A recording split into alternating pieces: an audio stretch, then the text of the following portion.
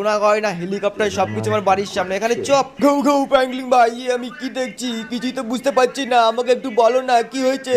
আরে ভাই তোর অত কিছু দিয়ে চাপ নেই, তুই শুধু হাড্ডি খাবি দিন ভরে এখন থেকে। কিছু সময় পর আইসা ফাইনালি সবকিছু জায়গা মতন রেখে দিয়েছি। দেখো সোনা গয়না টাকা কড়ি আমি আমার গ্যারেজের মধ্যে রেখে দিয়েছি, আর হেলিকপ্টারটা আমি ছাদের উপরে রেখে দিয়েছি, আই মিন গ্যারেজের ছাদের উপরে। তো এই জায়গাটা সেফ, গ্যারেজের ভিতরে আমি এইসব রেখেছি, এখনো কেউ দেখেনি। আরে সিনচেন পিনচেন চল, আমার গায়েতে অনেক নোংরা লেগে আছে, স্নান করতে হবে। তখন ফ্র্যাঙ্কলিন আমাকে গাড়ি নিয়ে ওদের বাড়ি আসতে বলেছিল, এই তো আমি চলে এসেছি ওদের বাড়িতে। ওই তো ফ্র্যাঙ্কলিন ভাই। আরে ফ্র্যাঙ্কলিন ভাই ওই সমস্ত সোনা টাকা কড়ি কোথায় রেখেছিস রে? আরে ভাই তুই চাপ নিস না, সবকিছু সেফই আছে। ঠিক আছে ভাই, তাহলে কালকে সকালে আমি আসছি, আর সবকিছু সাবধানে রাখিস। আমি চললাম, আমার বন্ধুরা আমাকে ফোন করেছে, যাই আড্ডাও মারতে হবে। হুররে!